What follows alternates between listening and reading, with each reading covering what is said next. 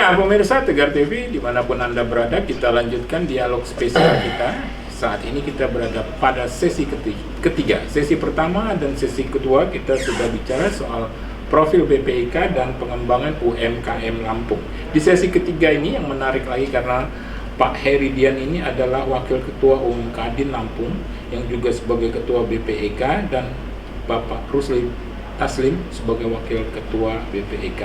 Ini yang menarik ini Pak Heridian dan Pak Rusli ini soal perkembangan ekonomi secara nasional, secara global dan khususnya juga perkembangan ekonomi di Provinsi Lampung tahun 2023. Ini gimana komentarnya Pak Heridian?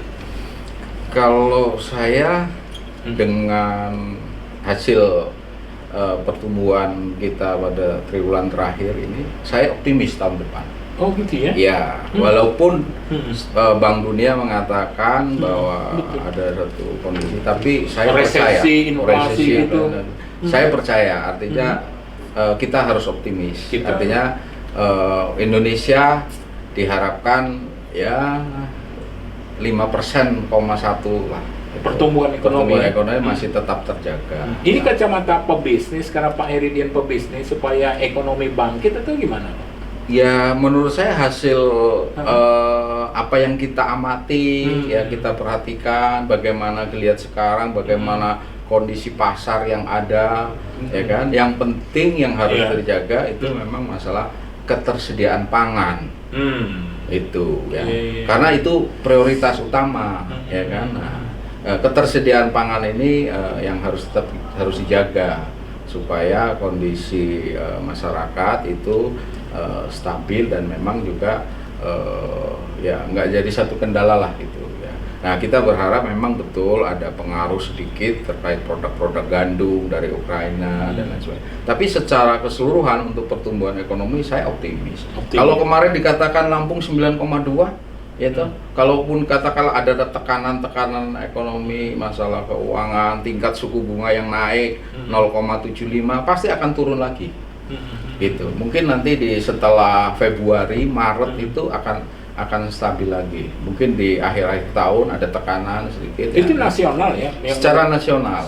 Iya, memang tingkat suku bunga ini untuk menekan inflasi khususnya itu dinaikkan 0,5 digit gitu. Nah, itu adalah satu proses fiskal moneter ya untuk menekan inflasi ya. Nah, artinya itu. Nah, terus kedua juga ada kebijakan fiskal yang memang diharapkan ini juga menjadi satu proses untuk menekan inflasi supaya nanti tingkat pertumbuhan juga tetap terjaga gitu. Kalau melihat sumber daya alam kita cukup, semua ketersediaan itu cukup. Jadi menurut saya tidak ada alasan. Yang penting kita bergerak. Ya, UMKM bergerak, masyarakat bergerak, semua bergerak. Yang penting bergerak. Ya? Dan optimis tadi ya. Gitu. Kalau kita sudah ditakut-takuti dengan itu ya kita nanti terjebak sendiri. Iya, coba kalau kita nggak bergerak. Iya, ibarat kita udah kita di rumah terus ya lama-lama juga sakit. Ya. Ekonomi nggak bergerak, uang nggak bergerak. Yang penting kita bergerak. Ya, dengan kita bergerak, kita berinteraksi, kita berbisnis, bertemu, menciptakan peluang, mencari peluang, nah itu pasti akan tumbuh. Gitu. Kalau kita diam terus kita kita takut, pesimis, ya repot kita. Tapi saya yakin ya Bu Sri Mulyani sudah menciptakan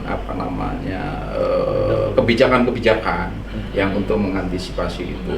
Jadi saya optimis sekali lah dengan apa yang dia sudah sampaikan di pertemuan-pertemuan Menteri Keuangan di luar itu di New York kemarin. Terus lihat Indonesia kemarin juga saya pikir gak ada alasan kita untuk jadi kita diuntungkan dari ketersediaan pangan kita, sumber daya alam kita juga pemerintah itu amat positif sekali dengan menerapkan TKDN. Artinya membeli produk semua harus produk dalam negeri.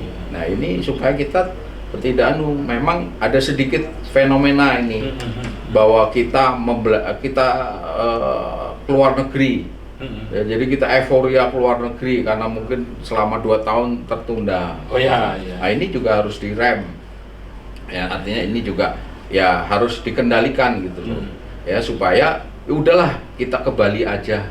Ya kan orang G20 aja di Bali kok, ya kan? Kenapa kita harus ke Turki? Iya, Kenapa betul. kita harus ke Turki? Iya, Ya kan? iya, betul. Ya, Keluar ya. Iya, kenapa kita harus keluar? Iya, Ya kan? betul. Gitu. Jadi Kenapa nggak ke TKDN Bali? tadi itu betul. Ya, kalau untuk produk TKDN, kalau untuk pariwisata ya ini untuk menekan aliran keuangan keluar ya kan gitu supaya tetap ini. Nah, jadi saya tetap optimis Pak. Optimis. Iya, Lampung juga optimis ya 9,2 kalau turun kan nggak mungkin turunnya ini kan itu. Jadi mungkin Lampung tetap di atas nasional. Harapannya 5,5 6 gitu. Ya, Pak Heri. Pak Rusli ini luar biasa nih pemikiran dari Pak Heri Dian ini. Artinya kalau kita dengar, kita simak pembicaraan dari Pak Heri, yang penting optimis dan selalu bergerak. Betul. Apalagi kata beliau ini sumber daya kita ada, SDM kita Betul. ada. Harus Ini gimana mau- menurut Pak Rusli? Kalau menurut saya juga gini, bahwa keterlibatan pemerintah daerah kita juga cukup bagus ya, menopang dan membantu UMKM, masyarakat yang pebisnis lah bahasanya. Jadi kalau kita bicara Lampung sekarang ini, apa sih yang kurang? Kita semua surplus loh, lebih loh. Dari beras atau Ya, gabah, betul. dari singkong, jagung, kita lihat apa sawit, apa daging sapi, daging Betul. ayam. Betul. Jadi nggak ada alasan kita khawatir kalau 2023 ini kita katanya Iya, ekonomi krisis gelap. global itu. Iya. Yang penting itu tadi kita Hah, optimis. Optimis. Kenapa? betul. Tuhan pun berpihak pada kita. Cuaca kita kan cukup bagus. Ada hujan, ada panas. Jadi minimal kalau kita yang bercocok tanam saja, Iya, betul. untuk kita makan hari-hari aja lebih dari cukup. Betul. Ya seperti kemarin kan ramai sempat kata gabah keluar dari Iya. Lampung segala macam.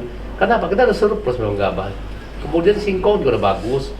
Kemudian apa kita? Ya mungkin ya yang tadi dibilang Pak Heridian, kalau cuma masalah terigu, gandum segala macam dari Ukraina, oke lah itu kita bisa kurangin kok. Kita bukan pemakan roti bahasanya kan, atau tidak pemakan utama yang dari bahan-bahan terigu dan gandum. Kita bisa kurangin itu. Nah, jadi kita yakin bahwa pertumbuhan kita bisa stabil, atau kata Pak Heri masih di atas nasional atau di atas rata-rata nasional 5, sekian %. Jadi saya yakin karena optimis kita dan juga keterlibatan pemerintah dalam hal untuk membantu ekonomi kerakyatan ini sangat luar biasa. Jadi ya minyak sawit ini kita udah lebih kok sekarang. Kita nggak pernah ada bahasanya krisis minyak goreng, ya kan. Kemudian seperti singkong juga kan cukup banyak di Lampung sudah sekarang hari ini. Ya karena tanah tumbuh kita ini bagus, ya kan, untuk bercocok tanam ini. Sayur segala macam juga cukup banyak, nggak tergantung dari luar semua lah udah. Saya kira yang penting mau bekerja dan mau bergerak. Yang kata Pak Heri itu. Menarik. Ya di samping itu serapan anggaran kita Provinsi Lampung ini luar biasa.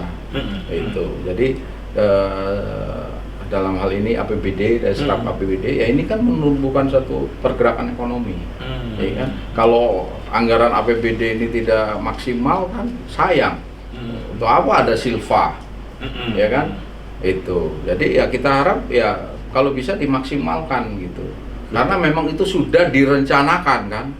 Memang sudah menjadi satu perencanaan anggaran daerah kan. Kalau sudah direncanakan ya kita kalau bisa 100%. Jangan sampai ada silva 7%, 8% ya. Nah itu kan sayang. Kalau bisa kita serap, kita jalankan sebaik-baiknya sesuai dengan tupoksinya, ya kan, proses belanja kita jalankan sesuai dengan peraturan pemerintah ya toh. Nah, kegiatan-kegiatan konstruksi juga ya harus kita jalankan sesuai dengan standar yang ada, mutu yang kita harapkan gitu. Sehingga ya anggaran ke depan juga semakin dilihat dari pemerintah pusat, oh kita ini dalam hal menjalankan program pemerintah positif, ya kan, bertanggung jawab gitu. Sehingga ya nggak ada alasan kan dari pemerintah pusat, PUPR dan lain sebagainya pasti akan memberikan satu kondisi yang baik kan gitu. Kalau mengusulkan apa-apa pasti, dapat pertimbangan khusus lah gitu. Gitu. Nah itu yang saya lihat itu. Pak Heridian ini tampaknya pengamat ekonomi juga. Ini kalau tahun politik lah di 2024 apalagi yang saya tahu informasinya Pak Heridian ini adalah bakal calon DPRD Provinsi Lampung dari fraksi PDI Perjuangan Dapil Bandar Lampung. Ini menarik ini. Iya. Bagaimana pengamatan khususnya di Dapil Bandar Lampung ini soal ekonomi Bandar Lampung ini? Iya. Kalau ekonomi Bandar Lampung ya itu tadi, karena kita kan pusat pertumbuhannya ada di provinsi. Iya. Gitu. Jadi ya pusat bisnis semua ada di Bandar Lampung. Ya. Jadi apalagi dengan geliat politik. Kebutuhan cetakan, kebutuhan banner, kebutuhan makan, kebutuhan itu pasti akan meningkat. Karena itu sudah dialokasikan. Ya kan, pemerintah mengalokasikan, termasuk juga ini Bandar Lampung memberikan satu tambahan untuk suara menjadi dari 2.000 sekian menjadi 3.500. Itu kan satu peredaran kebutuhan dana daripada partai, ya kan gitu. Jadi tingkat konsumsi partai, tingkat konsumsi caleg itu pasti akan meningkat, dan itu akan memberikan nilai pertumbuhan ekonomi, artinya akan memberikan satu dampak daripada pertumbuhan ekonomi gitu. Untuk Bandar Lampung ya saya pikir ini tempat pusat daripada penyelenggara ya kan gitu, di samping di kabupaten kota ya. Tapi kalau untuk provinsi kan ada di Bandar Lampung gitu. Nah ya kita berharap ya saya mohon doa juga, mohon izin, mohon dukungan dari teman-teman untuk ya pencalonan saya untuk menjadi anggota DPRD Provinsi Lampung ya, dari Dapil Bandar Lampung.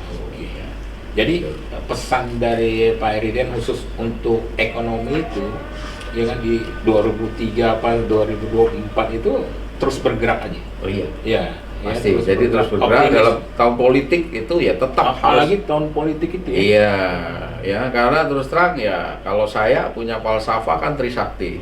Ya kan? Mandiri di bidang ekonomi, mandiri di bidang politik ya, dan berkepribadian dan kebudayaan. Ya kan? Itu. Artinya ya kita harus mandiri secara politik, ya kan. Nah, ya ini proses politik ini kita jalankan, ya kan. Tapi kita juga di samping ini ya harus mandiri dari ekonomi, ya kan.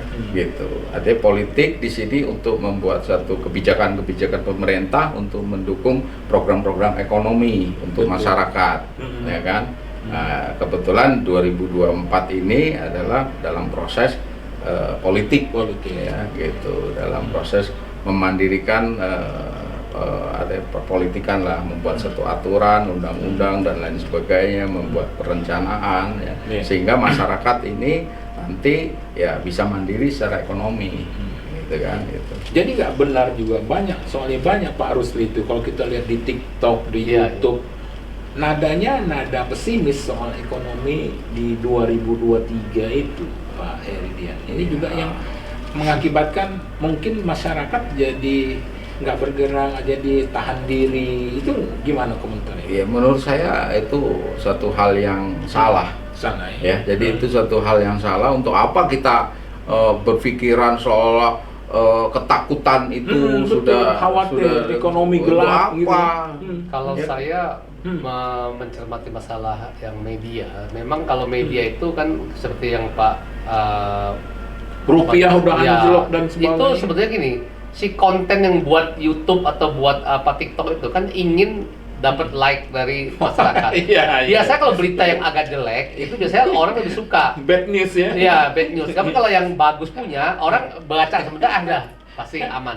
Jadi selalu di dalam kehidupan sehari berita yang jelek itu pasti dibaca sampai habis. Kalau berita yang bagus kadang orang baca cuma separuh atau seperempat. Nah, jadi kalau konten itu di YouTube atau di TikTok, lihat aja. Kalau yang jelek tentang apa sih itu pasti rame. Yang like-nya banyak. Ya itu biasa Pak saya pikir. Jadi kita jangan pesimis dengan apa ya, dengan media sosial gitulah. Kita nyatanya kelihatan dan kita merasakan bahwa kehidupan kita ini semakin hari makin baik. Betul. Nah, karena kita mau berbuat lebih baik. Ya seperti Pak Heridian mau mencalonkan sebagai anggota Dewan DPRD untuk provinsi, karena dia ingin mengembangkan ekonomi. Beliau putra daerah Lampung, hanya sukunya Tionghoa, ya nggak masalah kan. Betul. Punya satu skill, saya kira nggak masalah, saya akan dukung, saya dukung habis, nggak masalah. Saya banyak juga mendukung kepada beberapa calon-calon bakal calon lah untuk DPR di Provinsi Lampung maupun di kabupaten juga. Supaya apa? Supaya terwakili oleh orang-orang yang memang punya potensi, membangkitkan, membangun ekonomi maupun daerah di Lampung ini. Dan juga mensejahterakan rakyat. Itu Pak.